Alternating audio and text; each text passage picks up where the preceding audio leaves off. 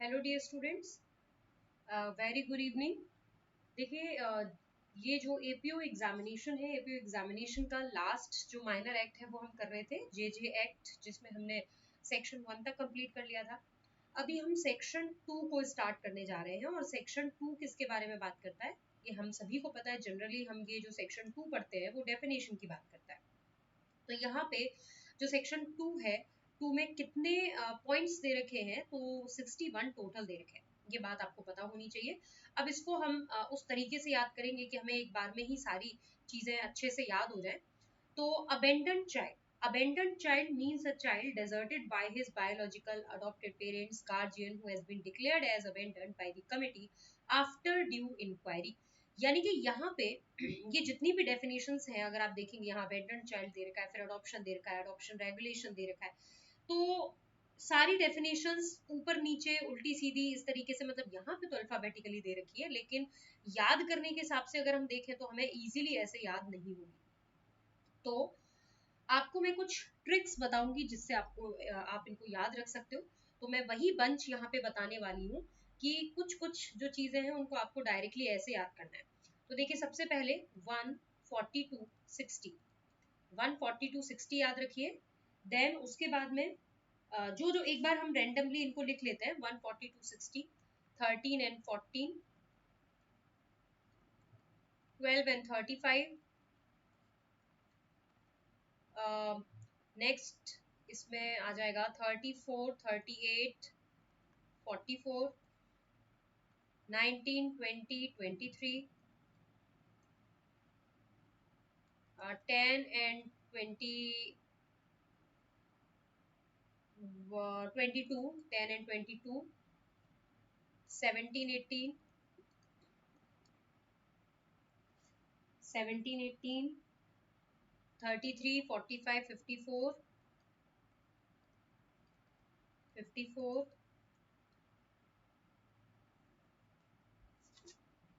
और अगर बाकी डेफिनेशंस हम देखें, बाकी हम एक बार इसी सीक्वेंस में करते हैं, फिर जो सिंगल सिंगल डेफिनेशन होगी उसको हम अलग से करेंगे।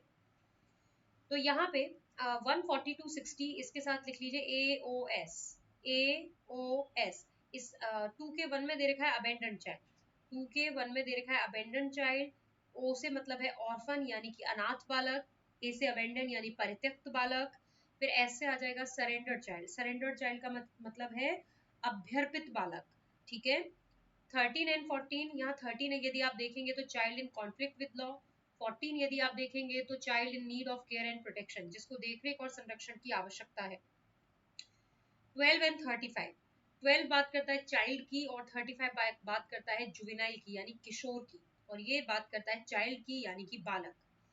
34, 38, 44, 34 में यदि आप देखेंगे तो NRI दे रखा है, सॉरी, इंटर कंट्री अडॉप्शन।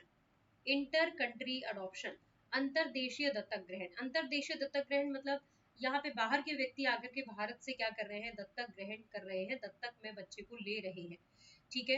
तो 34 में वो हो गया। बाहर से आकर के कौन कौन लेता है, तो इसमें NRI आ जाएगा, NRI नॉन रेजिडेंट इंडियन। फिर आ जाएगा 44, 44 में आ जाएगा आपका पर्सन ऑफ इंडियन ओरिजिन, भारतीय मूल के नागरिक। ठीक है। तो ये हो गया आपका 2 के 38 में NRI, अनिवासी भारतीय। 19, 20, 23, देखिए ये जो 19 है, 19 में आप देखेंगे चिल्ड्रन होम दे रखा है, फिर यहाँ पे चिल्ड्रन कोर्ट दे रखा है, बालक न्यायालय। ये चिल्ड्रन होम बालक बाल गृह हो गया। 23 में कोर्ट हो गया, 23 कोर्ट न्यायालय। हालांकि यहाँ पे जो होम दे रखे हैं, जितने भी होम है उनको मैं आपको अलग से याद कराऊंगी, लेकिन अभी इसमें 1920 जैसे मूवी भी आती है, 1920 वो जो हॉरर मूवी है, उससे आप याद रख सकते हो 1920 और 23। फिर 10th क्लास में हम लोग बोर्ड देते हैं, तो बोर्ड कहाँ दिया हुआ है, ये दिया हुआ है 10। 22 में बराबर बराबर कमेटी याद रखिएगा, यहाँ दिया हुआ है कमेटी।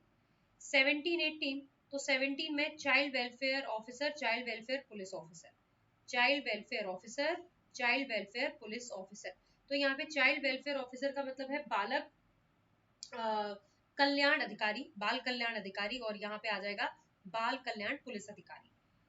33, 45, 54 HPS से याद रखेंगे। तो हीनियस ऑफेंस यानी कि जघन्य अपराध, पैटी ऑफेंस यानी कि छोटे अपराध, और एस में 54 में आ जाएगा सीरियस ऑफेंस यानी कि घोर अपराध।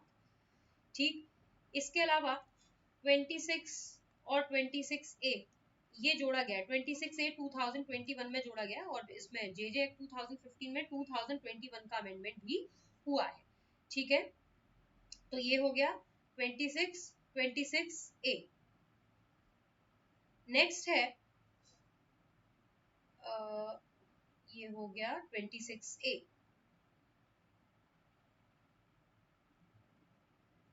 देन इसमें मेनली तो यही डेफिनेशन है, अभी और जो भी निकल के आएंगी वो हम याद करेंगे। बाकी जितने भी होम्स हैं उन होम्स को मैं आपको अलग से करवा दूंगी। ठीक है, तो उनको भी हम एक ट्रिक से ही याद करेंगे जिसमें आपको आगे के सेक्शंस भी याद हो जाएंगे। हालांकि अभी एपीओ में आपके आगे के सेक्शंस अपने सिलेबस में नहीं है, लेकिन आप कई डेफिनेशन में देखेंगे आगे यहाँ पे सेक्शन नंबर दे रखा होगा कि इस सेक्शन में रेफर किया गया होगा कि इस सेक्शन में आपको जाना होगा, तो इसीलिए आपको सेक्शन भी याद होने चाहिए। चलिए, तो ये तो मैंने कुछ आपको तरीके बताए, अब हम सीक्वेंस के हिसाब से पढ़ना चालू करते हैं। यहाँ पे देखिए, ये जो अबेंडन चाइल्ड है, abandon child means a child, एक ऐसा बालक जिसको डेजर्ट कर दिया गया है बाय बैग। ठीक है, तो ये जो बायोलॉजिकल और ये जो दे रखा है,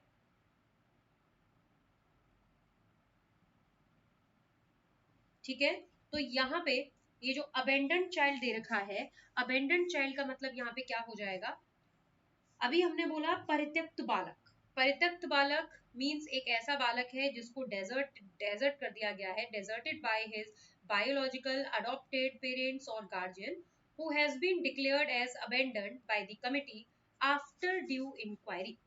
यानी कि अपने जैविक या दत्तक माता पिता या संरक्षक द्वारा अभिव्यक्त अभित्यक्त ऐसा बालक अभिप्रेत है जिसे समिति द्वारा सम्यक जांच के पश्चात परित्यक्त घोषित किया गया है।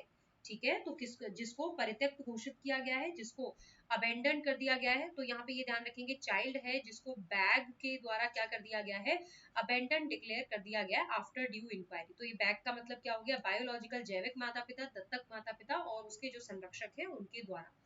चलिए, तो 1, अब आ जाइए 42 पे, हम ये जो फर्स्ट बंच था इसको कंप्लीट कर रहे हैं।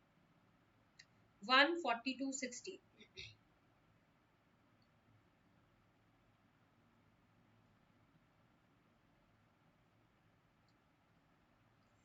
42 है ऑर्फन। ऑर्फन का मतलब क्या है, orphan means a child first who is without bag. ठीक है, तो यहाँ पे विदाउट बैग है, जिसके पास बैग नहीं है, ऐसे शॉर्ट में याद रखेंगे। बैग मतलब यहाँ पे जैविक माता पिता, अडॉप्टेड और लीगल गार्जियन।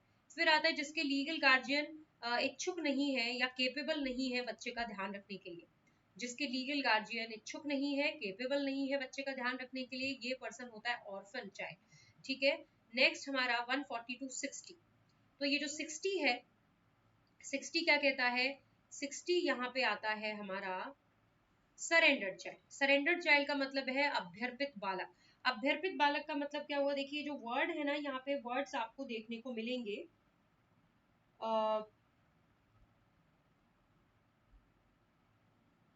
एक सेकंड दीजिएगा।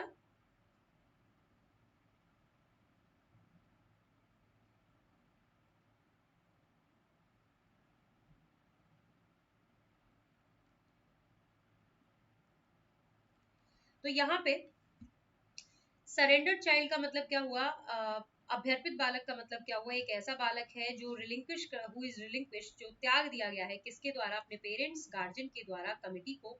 तो यहाँ पे कमिटी के समक्ष इसको क्या कर दिया गया है, त्याग दिया गया है, मतलब दे दिया गया है। क्या कारण है, physical emotional social factor. Physical मतलब यहाँ पे शारीरिक, इमोशनल मतलब भावनात्मक, और सोशल फैक्टर्स यानी कि सामाजिक कारण जो इनके नियंत्रण से बाहर है, जो इनके कंट्रोल से बाहर है। और साथ ही साथ कहता है कि ऐसा डिक्लेयर कर दिया गया है बाय कमिटी। ठीक है, तो ये जो 60 है ये कंप्लीट हो गया, 142 60 कंप्लीट हुआ। इसके बाद आइए वापस से, अब हम नेक्स्ट बंच करते हैं हमारा 12 एंड 35।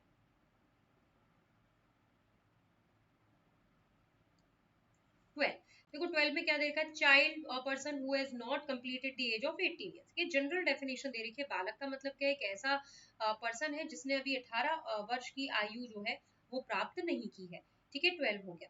देन आता है 35। 35 क्या कहता है, 35 35 है juvenile. Juvenile means a child below the age of 18 years. तो यहाँ पे ध्यान रखिएगा, जुवेनाइल मतलब हम यहाँ पे एक तरीके से ये कहना चाह रहे हैं कि किशोर, यहाँ पे ये बालक का मतलब क्या है, जो बिलो 18 ईयर्स है. देखो एग्जाम में क्या पूछा जाएगा, एक तरफ आपसे चाइल्ड पूछा जाएगा, एक तरफ आपसे जुवेनाइल पूछा जाएगा. ठीक है, तो चाइल्ड का मतलब यहाँ पे क्या हो जाएगा, चाइल्ड का मतलब दे रखा है जिसने अभी 18 वर्ष की आयु प्राप्त नहीं की है. जुवेनाइल का मतलब क्या है, जो बिलो 18 ईयर्स.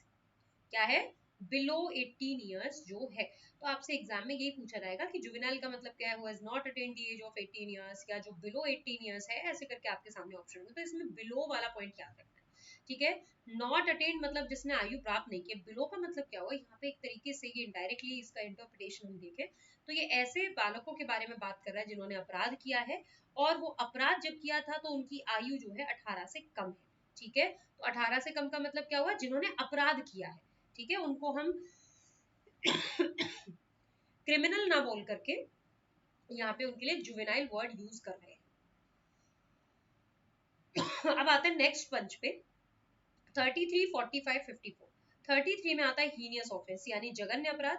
तो जघन्य अपराध includes the offence for which the minimum punishment under IPC और any other law for the time being in force is imprisonment for 7 years और मोर.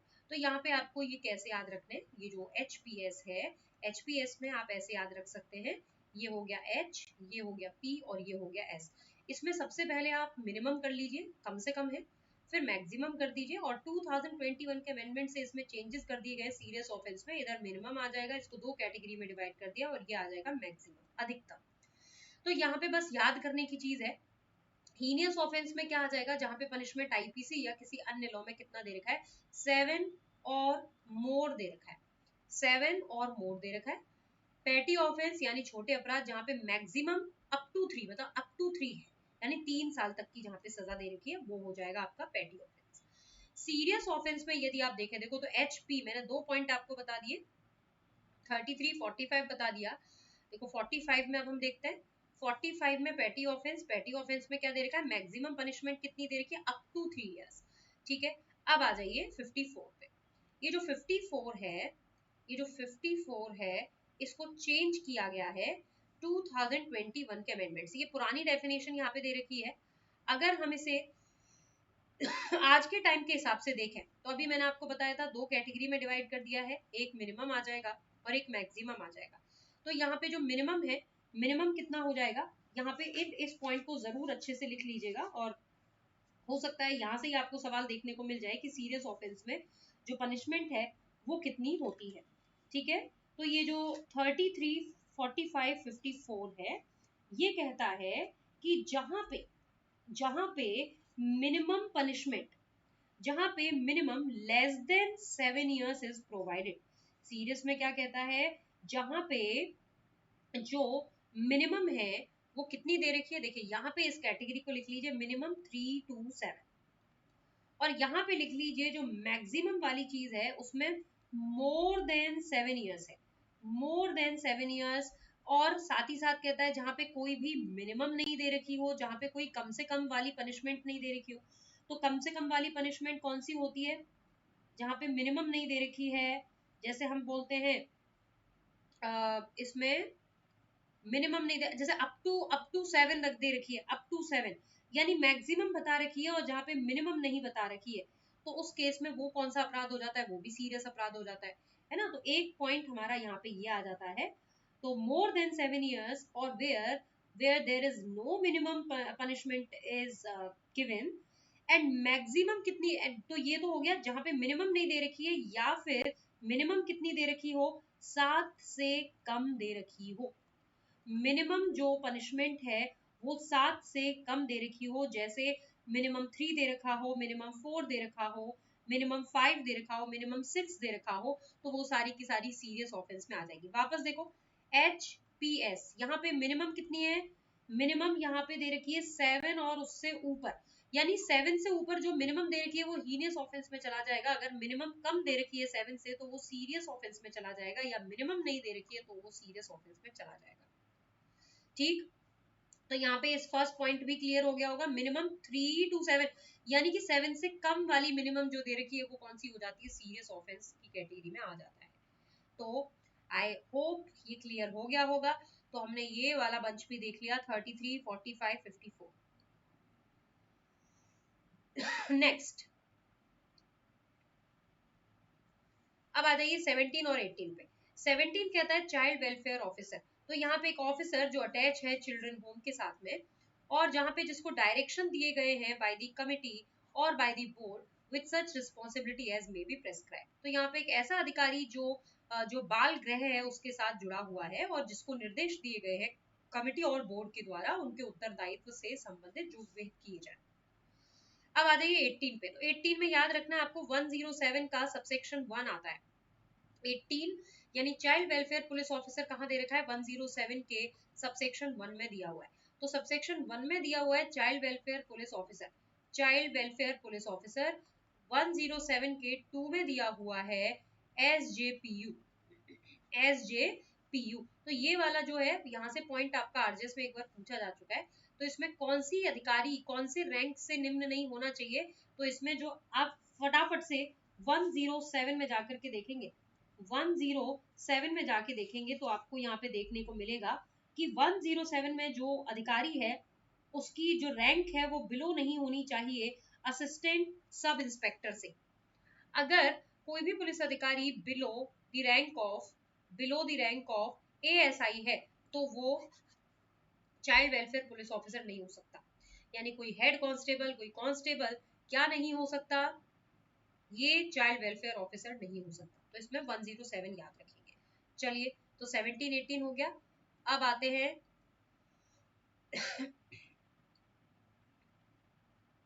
नेक्स्ट है 13 एंड 14। 13 क्या कहता है, child in conflict with law means a child who is alleged और found to have committed an offense and who has not completed 18 years of age on the date of commission of such offense। Simple सी definition दे रखी है। विधि का उल्लंघन करने वाला बालक कौन है, एक ऐसा बालक जिसके ऊपर आरोप लगा हुआ है और जिसने अपराध किया है और अपराध करने के समय पे उसकी जो आयु है उसने 18 वर्ष की आयु प्राप्त नहीं की है। ये होता है child in conflict with law. इसी के साथ ही हमने वंश बनाया 14, child in need of care and protection. तो यहाँ पे need of care and protection वाला जो चाइल्ड है उसका मतलब क्या होगा, उसका मतलब फर्स्ट दे रखा है who is found without any home और सेटल प्लेस ऑफ अबोर्ड और without any ostensible means of subsistence. देखो मैं पढ़ के आपको यहाँ पे बताती जा रही हूँ, ध्यान रखिएगा, बिल्कुल शॉर्ट में ट्रिक से याद रखेंगे कौन कौन से पॉइंट आ जाएंगे। तो ये कहता है जिसके पास घर नहीं है, रहने की कोई जगह नहीं है, जिसके पास अपने जीवन निर्वाह के साधन नहीं है। ठीक है, तो घर नहीं है, घर नहीं है तो ये कहाँ पे रहेगा, ये सड़क पे रहेगा। तो सेकंड पॉइंट क्या बोलता है, लिविंग ऑन स्ट्रीट, है ना, सड़क पे रहता है। फिर सड़क पे रहेगा तो क्या करेगा, भीख मांगेगा, भीख मांगेगा या कहीं पे काम करेगा, कहीं पे काम करेगा तो लेबर लॉज का उल्लंघन करेगा। ठीक है, सेकंड पॉइंट हो गया। थर्ड पे आ जाइए। अब ये सड़क पे रहेगा तो सीधी सी बात है कोई भी इसको उठा के ले जा सकता है, कोई भी आदमी इसका मिसयूज कर सकता है। तो यहाँ पे कहता है who reside with a person whether guardian of the child और नॉट, हो सकता है संरक्षक के साथ रहता हो या नहीं भी रहता हो। एंड ये जो पर्सन है इसने क्या किया है, इसको इसका शोषण किया है, इसको इंजर्ड किया है, क्षति पहुंचाई है, इसका दुरुपयोग किया है और धमकी दी है बच्चे को मारने वारने की, अब्यूज वगैरह करने की, और साथ ही साथ दूसरे जो बच्चे हैं उनको इसने इस तरीके से मार भी दिया है और पूरा पूरा खतरा है कि इस बच्चे को भी मारा जा सकता है। तो यहाँ पे जो थर्ड पॉइंट है वो हमारा यही बात करता है कि ये जो बच्चा है एक ऐसे पर्सन के साथ में रह रहा है जो उस बच्चे का एक्सप्लॉयटेशन यानी शोषण करता है। फोर्थ पॉइंट है जो बच्चा मेंटली इल हो, फिजिकली चैलेंज हो, मानसिक रूप से बीमार हो, शारीरिक रूप से निशक्त हो या फिर किसी भी इनक्योरेबल या मतलब सही न होने वाली बीमारी से ग्रसित हो, तो यहाँ पे और उसकी देखभाल करने के लिए कोई भी नहीं हो, तो ये हमारा बच्चा कौन सा हो जाता है, ये हो जाता है हमारा जिसको देखरेख और संरक्षण की आवश्यकता है। फिर कहता है कि जहाँ पे जो उसके पेरेंट्स और गार्जियन है वो अनफिट है, इनकैपेसिटेड है, यानी कि योग्य नहीं है उसकी देखभाल करने के लिए, तो ये जो बच्चा है वो भी हमारा देखरेख और संरक्षण वाला बच्चा हो जाएगा। फिर सिक्स्थ कहता है पेरेंट्स नहीं है या और कोई भी उसकी देखभाल करने के लिए इच्छुक नहीं है, या फिर whose parent have abandoned or surrendered him, जिसके पेरेंट्स तो हैं लेकिन उन्होंने abandon और surrender कर दिया है, उसको त्याग दिया है, उसको छोड़ दिया है। फिर 7 कहता है कोई भी बच्चा जो भाग गया है, मिसिंग है, गुमशुदा है, वो भी हमारा इसी कैटेगरी में आता है। 8 पॉइंट कहता है जिस बच्चे के साथ किया गया है क्या, शोषण किया गया है उसका, उसको एक्सप्लॉइट किया गया है, टॉर्चर किया गया है, पर्पस क्या है, सेक्सुअल अब्यूज, लैंगिक दुरुपयोग के लिए या फिर इलीगल अवैध कार्यों के लिए उसका दुरुपयोग किया गया है, किया जा रहा है या संभावना है किए जाने की। 9 कहता है who is found vulnerable and is likely to be inducted into drug abuse or trafficking, जो बच्चा कैसा पाया गया है, कमजोर पाया गया है, वल्नरेबल पाया गया है, and is likely to be inducted, अब ये पूरी संभावना है कि इसको ड्रग अब्यूज में इसका दुरुपयोग किया जाए, ट्रैफिकिंग में इसका मानव व्यापार जो देह व्यापार जो होता है उसमें इसका यूज किया जाए। अनकॉन्शनेबल गेन उठाया गया है, इसका फायदा उठाया गया है, इसको हिंदी में कहते हैं लोकात्मा विरुद्ध लाभ, लोकात्मा विरुद्ध लाभ। नेक्स्ट है जिस बच्चे को, जो विक्टिम है यानी पीड़ित है किसका, आर्म्ड कॉन्फ्लिक्ट का, सिविल अनरेस्ट का, नेचुरल कैलेमिटी का, जो जितनी भी आपदा वगैरह आती हैं उसके दौरान कोई भी बच्चा जो विक्टिम होता है या जो सशस्त्र विद्रोह वगैरह होते हैं उसके दौरान जो ये बच्चा है वो है ना, या फिर जो उपद्रव वगैरह होते हैं, सिविल उपद्रव होते हैं, उससे जो भी विक्टिम बच्चा है वो भी इसी कैटेगरी में आएगा। और फिर इसका लास्ट पॉइंट ये कहता है कि कोई भी बच्चा जिसकी शादी की अभी उम्र नहीं हुई है लेकिन उसकी शादी करवाने वाले हैं उसके घर वाले, उसकी शादी को सोलैमनाइजेशन ऑफ सच मैरिज, उसकी मैरिज को करवाने के लिए ये जो पेरेंट्स वगैरह हैं वो दबाव डाल रहे हैं, उस बच्चे को खतरा है। ठीक है, तो ये सारे बच्चे जो मतलब जो भी हमने अभी पॉइंट्स पढ़े हैं वो बच्चे कौन सी कैटेगरी में आएगा, देखरेख और संरक्षण की आवश्यकता वाले बालक की कैटेगरी में आएगा। ठीक है, तो ये हमने पढ़ लिए। अब आ जाइए 19, 20, 23। तो 19 को तो एक बार छोड़ दीजिए, चिल्ड्रन होम, इसको मैं होम के साथ ही कनेक्ट कराऊंगी। 20 पे आ जाइए, children court, children court and court. तो ये कोर्ट हमारा 23 में और इधर चिल्ड्रन कोर्ट दे रखा है। Means a court establish under commission. अब देखो ये बहुत इंपॉर्टेंट है, इसमें 3 चीज आती है। चाइल्ड राइट एक्ट 2005, बालक अधिकार अधिनियम 2005 के अंतर्गत स्थापित किया गया न्यायालय चिल्ड्रन कोर्ट की कैटेगरी में आता है, पहली बात। दूसरा कहता है special court under POCSO, special court under POCSO 2012 के अंतर्गत स्थापित किया गया कोर्ट भी स्पेशल कोर्ट होता है। तीसरा कहता है अगर ये डेजिग्नेट नहीं है, पदावहित नहीं किए गए हैं, तो फिर कौन हो जाएगा, कोर्ट ऑफ सेशन हो जाएगा। तो ये 3 पॉइंट यहाँ पे आप याद रखेंगे, चिल्ड्रन कोर्ट बालक न्यायालय में ये 3 बालक न्यायालय में आते हैं। चलिए 23 पे आ जाइए। 23 क्या कहता है, means a civil court who has jurisdiction in matters of adoption and guardianship and may include a district court, family court, city civil court। यानी कि यहाँ पे जो जिला न्यायालय है वो भी आ जाता है, कुटुंब न्यायालय आ जाता है और सिटी सिविल न्यायालय भी इसके अंतर्गत आ जाता है। ये हो गया हमारा कोर्ट। अब कौन सा वो बचा है अपना जो बंच हमने बनाए थे, 17, 18 हो गया, एक बार देख लेते हैं। अभी ये करते हैं, ये भी हो गया बोर्ड, और इसमें तो बस यहाँ पे आपका वो रेफरेंस दिया हुआ है और कुछ भी नहीं है। हाँ 34, 38, 44 ये रह गया है। चलिए 34, 38, 44 एक बार हम ये बोर्ड और ये भी कर लेते हैं। देखो 10 में क्या दे रखा है, 10 में दे रखा है बोर्ड यानी कि जेजेबी जो कॉन्स्टिट्यूट किया गया है सेक्शन 4 में, तो ये तो हो गया हमारा बोर्ड। 22 पे आ जाइए। 22 कहता है कमेटी, कमेटी का मतलब क्या है, चाइल्ड वेलफेयर कमेटी जो कॉन्स्टिट्यूट की जाए 27 के अंतर्गत। तो 27 हमारे सिलेबस में ही नहीं है एपीओ के, बस आप इसमें कमेटी में सेक्शन 27 याद रख लीजिए। अब आ जाइए नेक्स्ट 34 मैंने बताया था आपको, 34, 38, 44 ये आपका एक बंच है जिसमें 34 इंटर कंट्री अडॉप्शन की बात करता है, अंतरदेशीय दत्तक ग्रहण की बात करता है, यानी कि दत्तक ग्रहण बच्चे का किया जाए इंडिया से, किसके द्वारा, एनआरआई के द्वारा, पर्सन ऑफ इंडियन ओरिजिन के द्वारा और फॉरेनर के द्वारा, यानी कि अनिवासी या गैर निवासी जो भारतीय है उनके द्वारा, या भारतीय मूल के व्यक्तियों के द्वारा, या फिर विदेशी के द्वारा। तो ये हो गया हमारा इंटर कंट्री अडॉप्शन 34। अब आता है 38। 38 क्या कहता है, एनआरआई। एनआरआई का मतलब क्या है, एक पर्सन जिसके पास इंडियन पासपोर्ट है प्लस उसको बाहर रहते हुए, अब्रॉड रहते हुए, विदेश में रहते हुए 1 साल से ऊपर हो चुका है। तो यहाँ पे ये ध्यान रखेंगे, एनआरआई का मतलब क्या होता है? एनआरआई का मतलब होता है जिसके पास इंडियन पासपोर्ट है प्लस उसको 1 साल से ऊपर अब्रॉड रहते रहते हो गया है। 34, 38, 44। अब आ जाइए 44 पे। Person of Indian origin. Person of Indian origin का मतलब है एक ऐसा पर्सन जिसके लीनियल एंसेस्टर यानी कि जिसके जो पूर्वज है वो थे या फिर हैं, इस भारतीय राष्ट्रिक के हैं, भारतीय राष्ट्रिक के हैं या फिर थे। एंड साथ ही साथ कहता है इनके पास एक कार्ड है जिन्होंने होल्ड किया हुआ है, इंडियन ओरिजिन कार्ड, जो कि सेंट्रल गवर्नमेंट ने इशू किया गया है, सेंट्रल गवर्नमेंट के द्वारा इशू किया गया है, तो इनके पास ये कार्ड भी रहता है। ठीक है, तो यहाँ पे पर्सन ऑफ इंडियन ओरिजिन, भारतीय मूल के व्यक्ति कौन होते हैं? ऐसा पर्सन जिसके पूर्वज भारतीय राष्ट्र के हैं या फिर थे, या जिनके पास में जो भारतीय मूल का जो कार्ड होता है जो केंद्रीय सरकार के द्वारा इशू किया जाता है वो इनके पास है। अब नेक्स्ट बंच याद करिए, देखिए ये सीक्वेंस आपको याद हो जाएगा 28 से लेके 32 तक का, 28 से लेके 32 तक। तो ये फिट पर्सन सॉरी यहाँ से आएगा 27 से आएगा आपका 27 से लेके 32 तक। तो 27 क्या कहता है? देखो सबसे पहले दे रखा है फिट फैसिलिटी, तो अल्फाबेटिकली चल रहा है, कंफ्यूज नहीं होना है। फिट फैसिलिटी पहले है, फिर पर्सन है। तो फिट फैसिलिटी कौन प्रोवाइड कराता है? फिट पर्सन कराता है। कैसे करके? केयर करके। कौन सी केयर है? Foster care. फॉस्टर केयर को हिंदी में कहते हैं पोषण देखरेख। ठीक है, ये इंपॉर्टेंट है, पोषण देखरेख। पोषण देखरेख कौन करती है? फैमिली करती है, तो ये हमारा 30 में हो गई फैमिली। फिर फैमिली में कौन होते हैं? गार्जियन होते हैं, ये हमारा हो गया 31।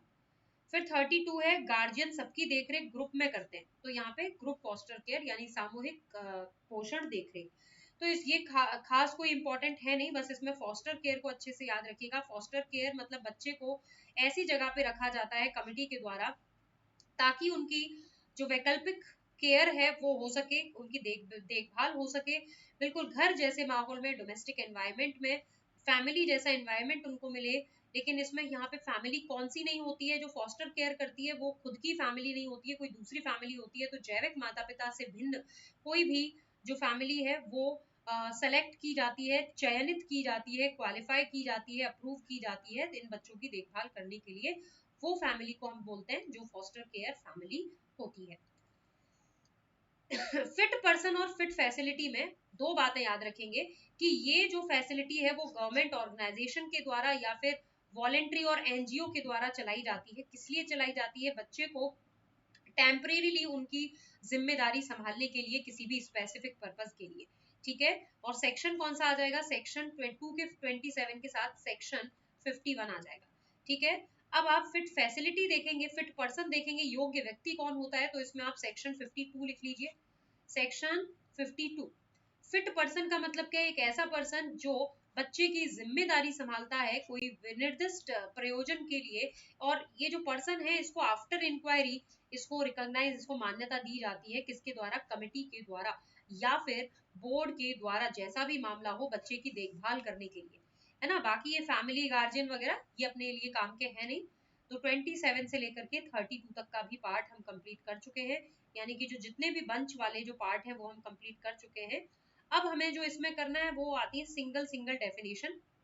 तो जैसे हमने 140 टू 60 किया, अभी बाकी की डेफिनेशन जो है ये मैं आपको कल कराऊंगी, और इसमें भी आपको जो है मतलब अब इसमें आपको बहुत इजीली याद हो जाएगा, यानी ये जो बंच मैंने बताए हैं आपको इनको अच्छे से याद रखिएगा। इनके अलावा जो सिंगल सिंगल डेफिनेशन है उनको हम पूरी डेफिनेशंस को कल कंप्लीट कर लेंगे, और फिर आगे हमारा सेक्शन 26 तक का जो सिलेबस है वो हमें कंप्लीट करना है। Thank you so much.